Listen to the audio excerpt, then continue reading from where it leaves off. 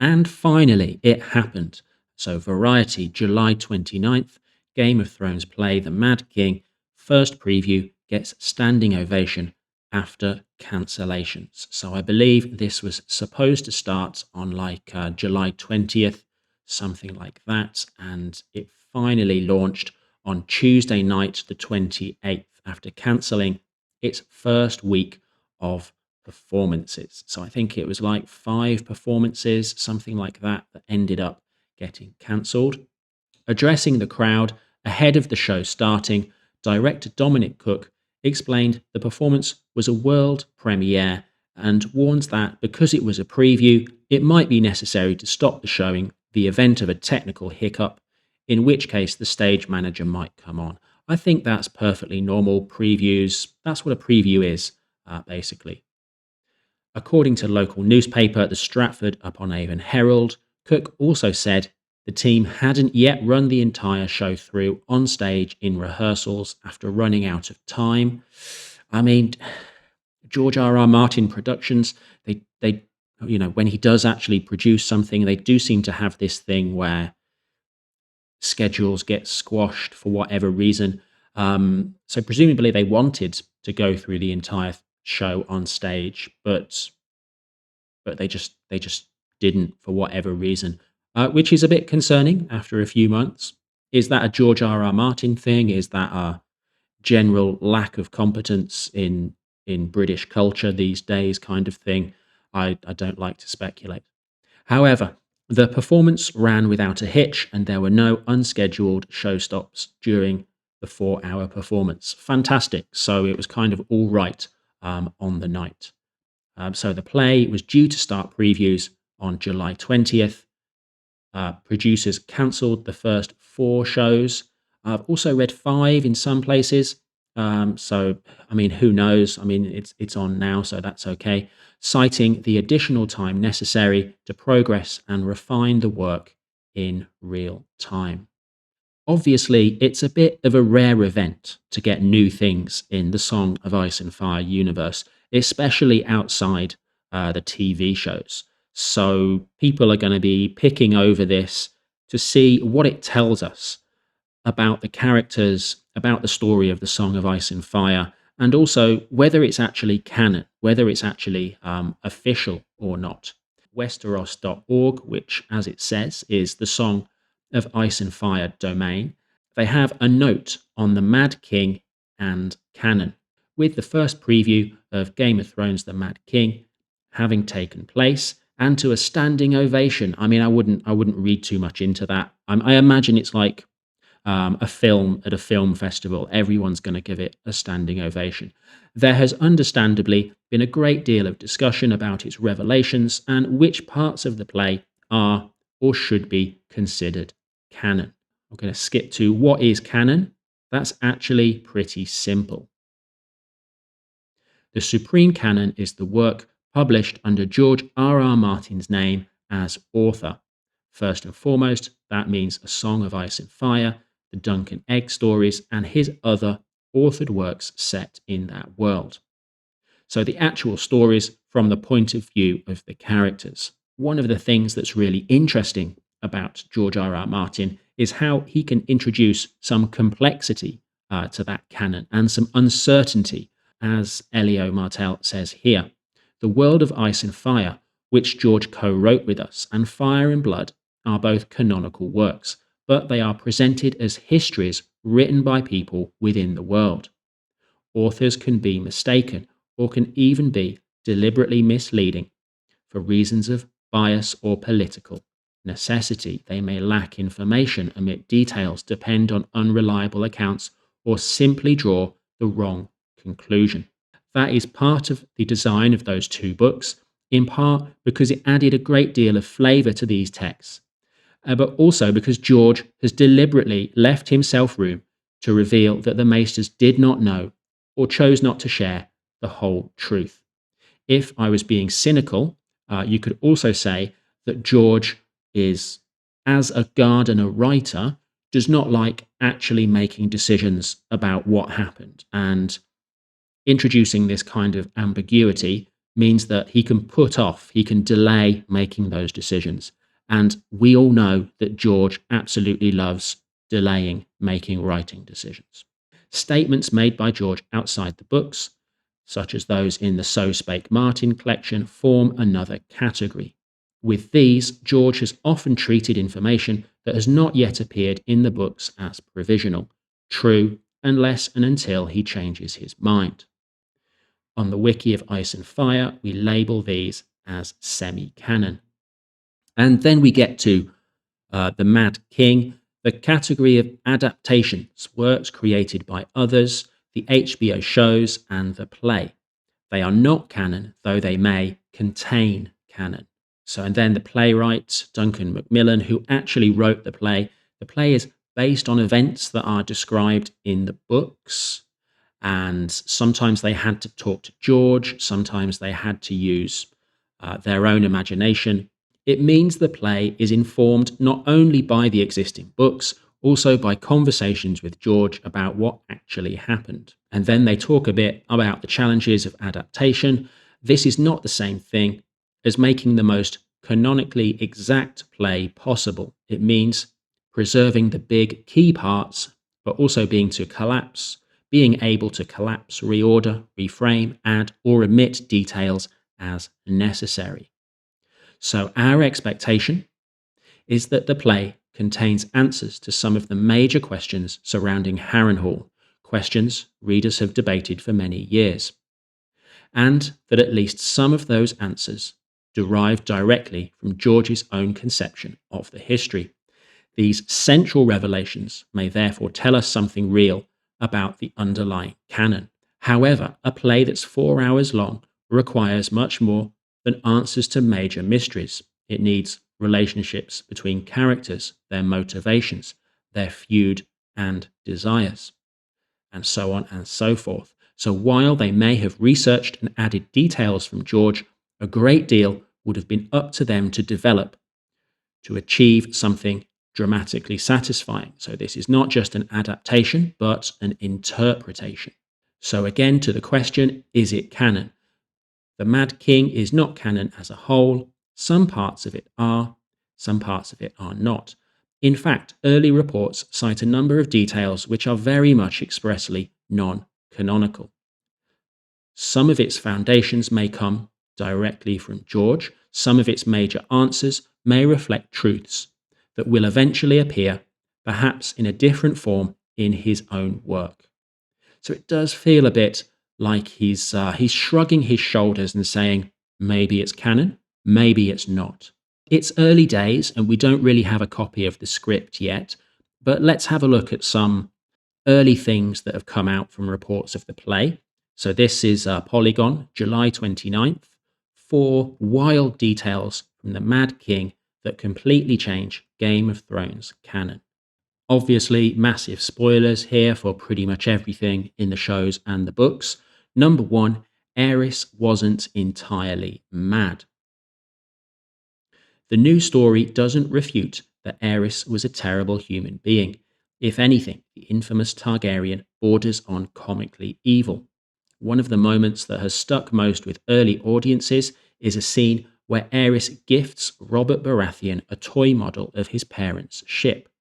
As fans know, Bobby's parents were killed during a storm while returning from a mission by Aerys to find a bride for Prince Rhaegar. What Aerys hands Robert is a box of splinters floating in water. That feels like a very George R.R. Martin detail, the kind of thing that he would do. A major reason people think Aerys lost his mind is his all-consuming paranoia that everyone was conspiring against him.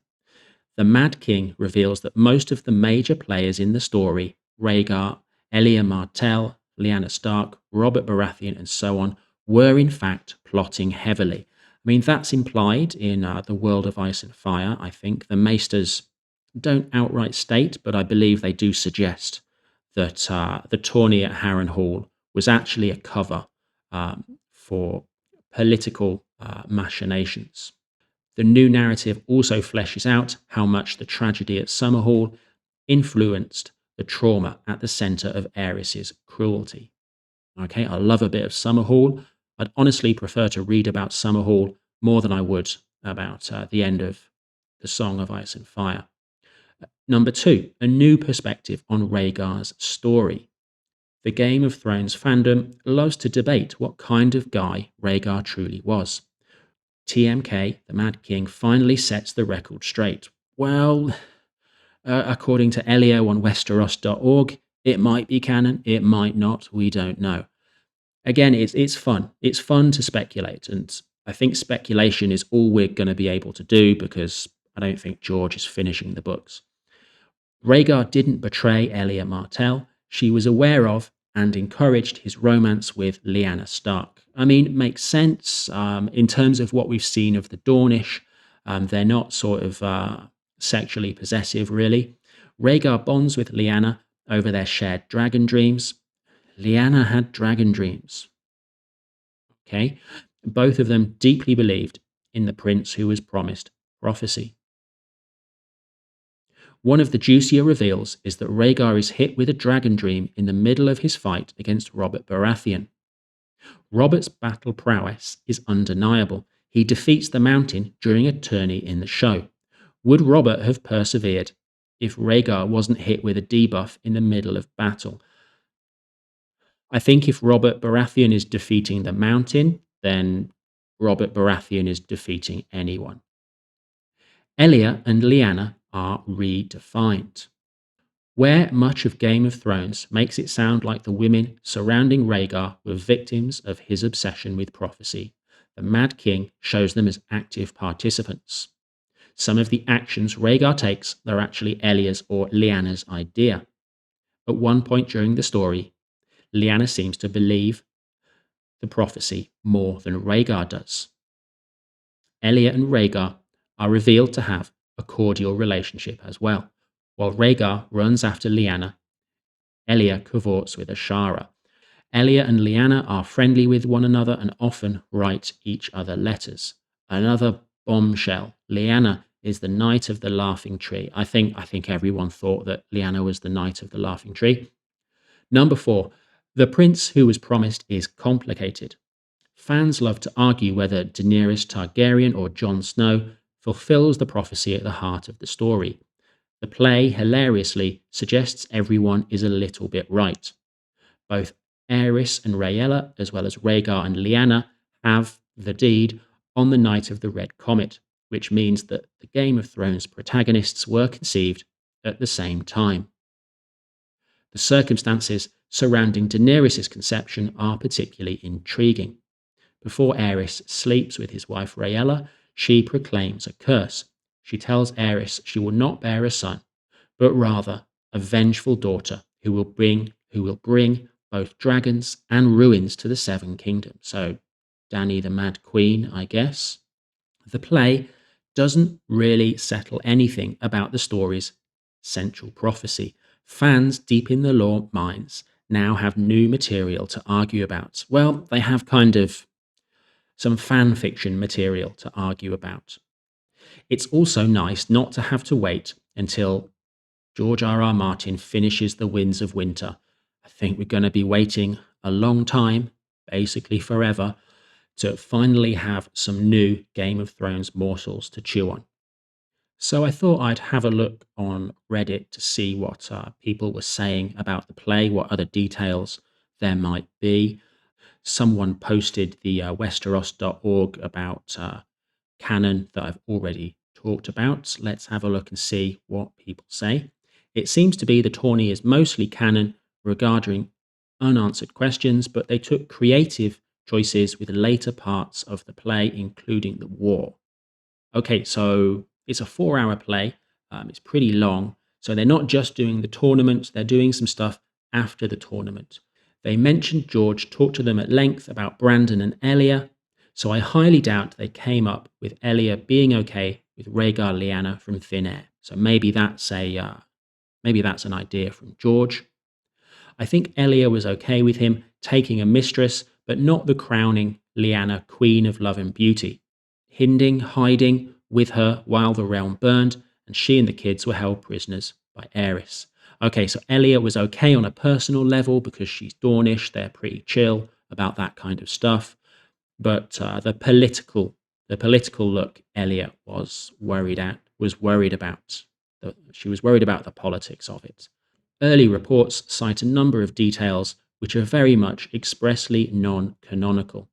Someone replies, yes, like Ned and Robert being together in King's Landing. I read somewhere else that the scene where Ned Stark sees Jaime Lannister sitting on the Iron Throne. In the books, that's just the two of them. But in the play, it seems like they've added Robert Baratheon. That's definitely not canon. Ned not going to Starfall. In the books, Ned definitely goes to Starfall. So Starfall being the castle, the seat of House Dane. Quote from 2016, only the books are canon, GRRM. That's true, it's pretty clear. He gave info meant for the books to the writers of this play. That seems to be George's, in my experience anyway, George's favourite way of interacting with the franchise. He gives some details to other people, and then they make the adaptation. I love this comment here. Okay, gotcha. So it's kind of, sort of, maybe, almost, potentially, possibly canon. That clears it up. That's really funny. I like that a lot. This is pretty much Elio shrugging his shoulders and saying, who knows, maybe, we'll see, or maybe we won't. The details of that drama should be understood as an imaginative, dramatic interpretation unless and until George specifically confirms otherwise, or until the books themselves settle the matter with finality. They never will. The books will never do that because they'll never exist. I really want to be wrong. I really want to be wrong. I want the books to exist, but I don't think they will. Lyanna going with Rhaegar of her own free will was kind of confirmed by that official art. I don't know about the official art, but I think it's a widely held opinion that Lyanna and Rhaegar is a completely consensual thing. Personally, I think Rhaegar had a dragon dream at the Trident sort of makes sense in the context of a play that has an elaborate dragon puppet that shows up when he has a dream. I want to see the dragon puppet. Does it look like the one in A Knight of the Seven Kingdoms? I mean, regardless, people, we're going to treat whatever they like as canon and whatever they don't like as fan fiction. That's just what happens when you have to wait over 15 years for a book. Yeah, it does feel a little bit desperate, this going through adaptations, looking for scraps because George won't give us the books. So we have to sift through the scraps that we get to see what happens. So I think I'll wrap it up there. So hopefully one day I'll get to read the script, and hopefully one day I'll get to read The Winds of Winter. That would be even nicer. Thanks for watching.